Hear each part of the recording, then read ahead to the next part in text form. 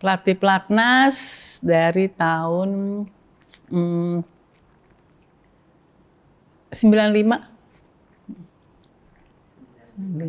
Itu di Chiang Mai ya. Chiang Mai, Bangkok ya.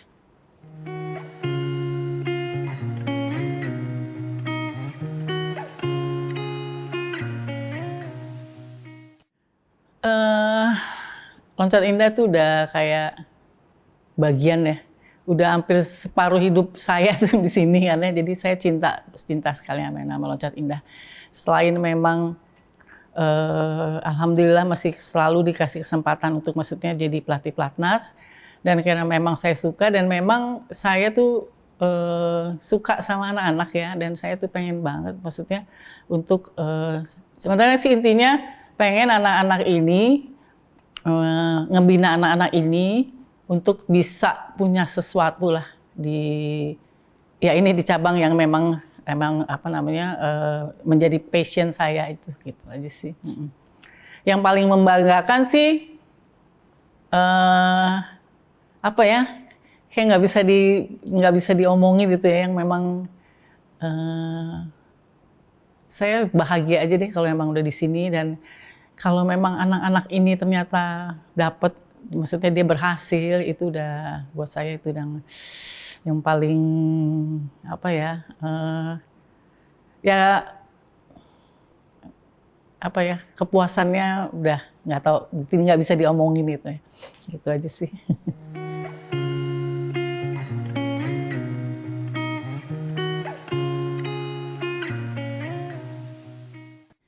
Jadi sih sebenarnya kalau dari perjalanan ya, dari pertama saya memang Loncat Indah susah ya, maksudnya memang cabang yang waktu itu belum populer dan minat anak-anaknya belum, dan belum tahu kan, karena terus juga orang udah image-nya tuh takut aja kan ngelihat loncat. Tapi dengan berjalannya waktu ternyata Loncat Indah ini di dunia ini menjadi kayak salah satu cabang yang bagus gitu ya. Karena memang ada negara China itu yang menjadikan mereka bagus. Nah, sekarang ini justru minat anak-anak jadi suka, dan latihannya nggak kayak dulu. Jadi memang ada tahapannya. Kita kan memang Loncat Indah kan ada kayak seperti senam ya, ada akrobatiknya juga. Jadi kalau saya sih anak-anak ini biar mereka suka dulu deh. Mereka datang suka dulu. Loncat-loncat di trampolin itu, maksudnya di drylandnya itu, nanti masuk ke situ.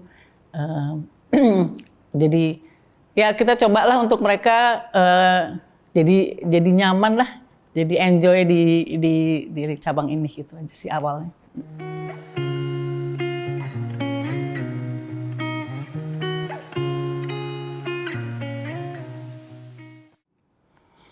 Delapan tahun lah ya, kurang lebih 8 tahun. Soalnya bisa juga mereka udah cukup ngerti ya, untuk dikasih tahu itu sih yang penting. Gitu.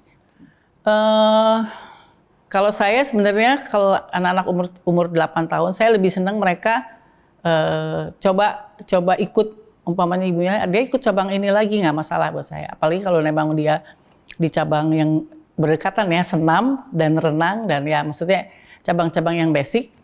Saya lebih suka karena nanti mereka akan milih, dan nanti saya bilang ikut aja semua dulu, nanti mereka nyamannya di mana, kan semuanya juga sekarang kan ngedukung. Jadi nanti kalau memang ternyata mereka suka di Loncat Indah, ayo oke, gitu aja sih.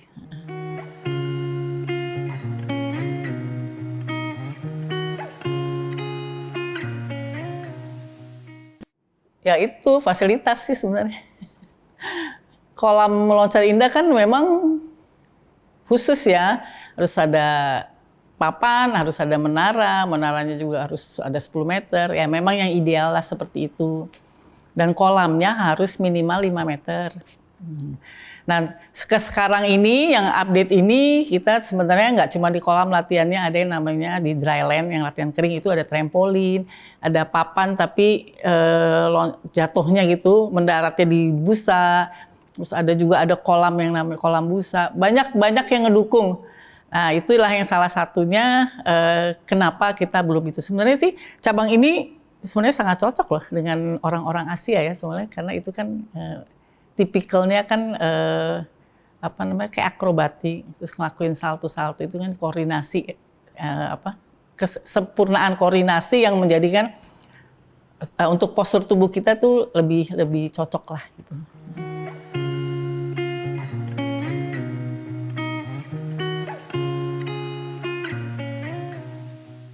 GBK ya, Senayan. Itu yang paling bagus. Terus kedua di Palembang SEA Games itu ya memang alhamdulillah sih kemarin kita ikut bersyukurnya ada Asian Games jadi GBK itu direnovasi. Dan ini sekarang Jakarta sih ada lagi satu di Ragunan. Itu direnovasi. Itu juga bagus. Tapi emang itu khusus untuk tempat latihan sih ya. Tadi sarananya tuh sama Senayan. Ya layak lah ya, ada tapi masih outdoor, nggak apa-apa juga sih. Tapi yang penting itu sebenarnya kalau memang mau prestasi tinggi, itu sekarang harus ada dryland. Ya memang paling nggak harus ada 5 meter, 10 meter, nah itu yang harus di ini gitu.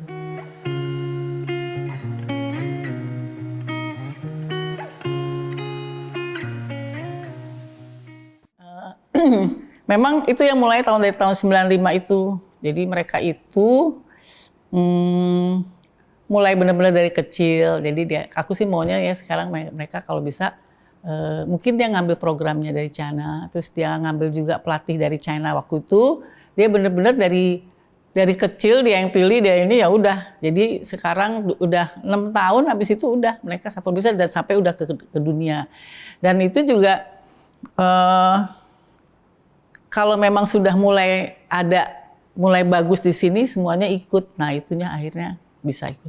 Sebenarnya kita sih udah bisa ya. Cuman detail-detailnya itu yang harus detailnya sama menghaluskan loncatannya itu. Nah, itu butuh itu yang namanya di dryland itu ada yang pakai tali itu yang ditarik. Nah, itu memang sekarang ini masih pelatih Cina ya.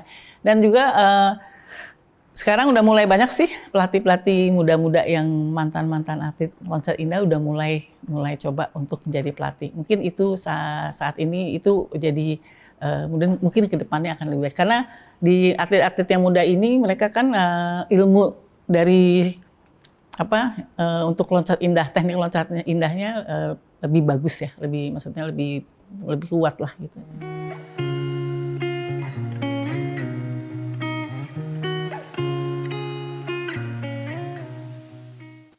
Ya itu fasilitasnya, sarananya. Mereka di kota kecil pun itu udah sama GBK fasilitasnya.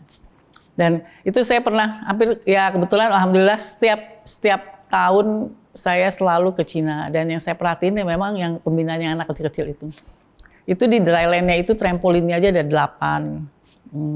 Terus papan yang keringnya itu juga ada 8. Jadi mereka tuh sebenarnya di dryland ini bisa 50-60% tuh jadi loncatan. Jadi nanti habis itu mereka baru nyoba di kolam.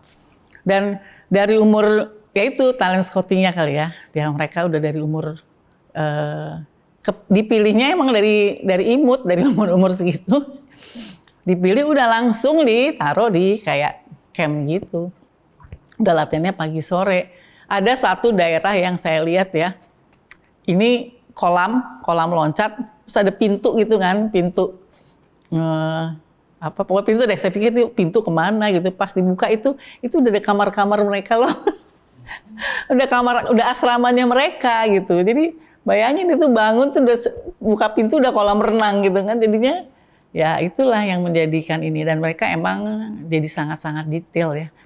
Dan tahapannya juga dari fasilitas dari semua itu ya detail lah, yang rapihannya dari ini benar-benar ya yang sekarang lagi di ini kan yang namanya ada yang long term athlete development itu, nah itu ya bertahap, itulah yang harus dicoba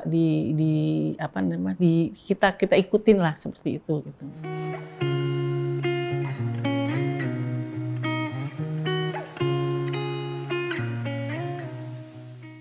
Ya, sebenarnya sih ya itu pertama, yang kedua mungkin juga sekolah ya anak-anak di sini juga ya kan. Nah, mereka itu juga udah dibagi sih, banyakan latihan daripada sekolah gitu. Jadi di sekolah itu ngambil pelajarannya juga yang penting-penting gitu. Jadi mereka udah difokuskan walaupun tidak melupakan si pendidikannya ini.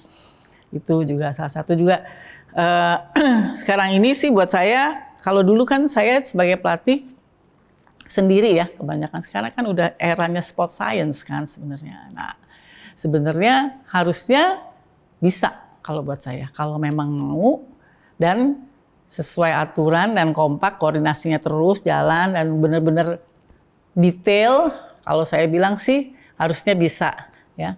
Karena buat saya sebenarnya anak-anak Indonesia itu sangat-sangat potensi ya. Semuanya buat saya. Nah, tapi jangan on off, kadang-kadang itu nah, benar-benar terus aja berjalan. Kalau kita kan nanti udah ini, saya sih pernah ngalamin waktu itu saya pernah dapat kesempatan dari DKI Jakarta, dari KONI DKI, saya dapat pelatih untuk anak kecil-kecil.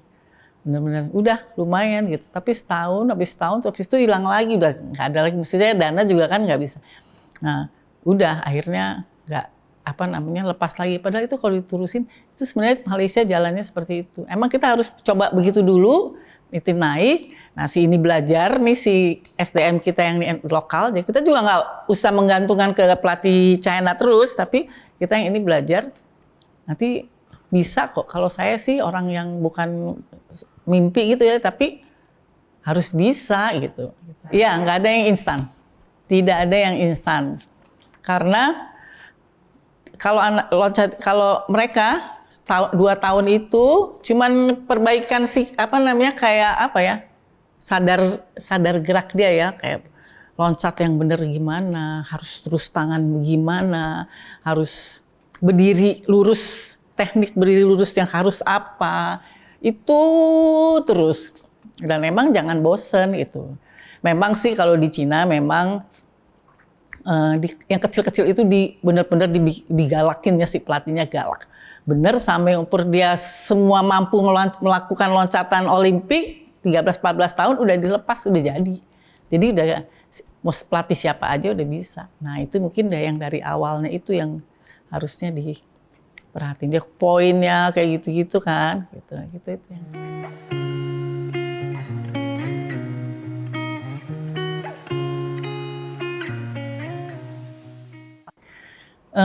Sekarang ini aku kebetulan lagi coba untuk punya banyak kecil-kecil sekarang kan.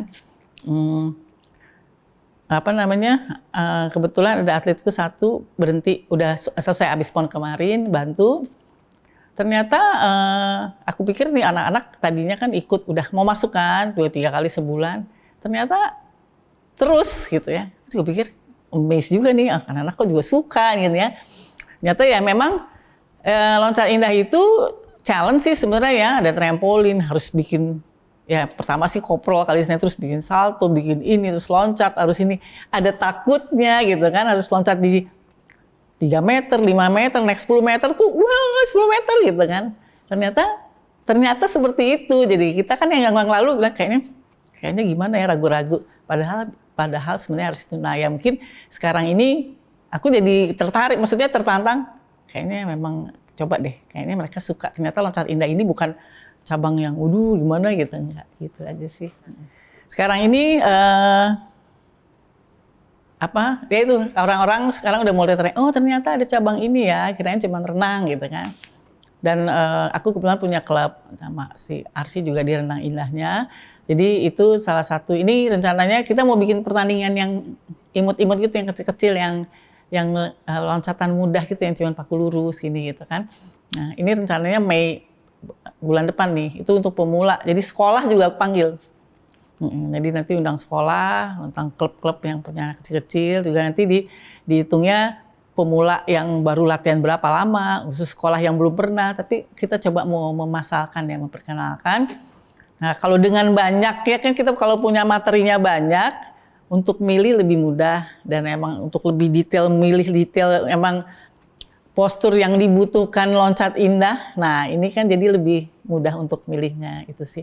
Ya mudah-mudahan sih tahun ini sih saya mau coba untuk ke arah situ gitu ya.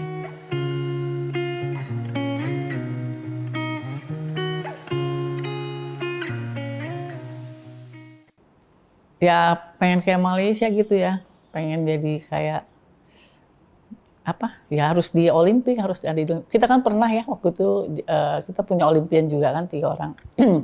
Sheni, Eka sama Muhammad Nasrullah. Jadi dan dulu yang sebelumnya ada yang almarhum Mbak Mirna Sukasa itu. Jadi buat saya sebenarnya apa namanya, bukan hal yang, bukan jadi kayak gimana, kayak jauh banget, enggak, tapi ya kita harus apa namanya, dipantau terus gitu. Dan atlet saya juga sebenarnya untuk sekarang loncatan yang bisa melakukan loncatan yang dengan kesulitan tinggi itu udah gitu. Cuman memang butuh yang drylandnya itu untuk jadi itu yang tadi yang kayak China punya, yang kayak Malaysia punya, yang masukin cup gitu, yang nggak ada cipratan. Nah itu yang jadinya harus seperti itu gitu.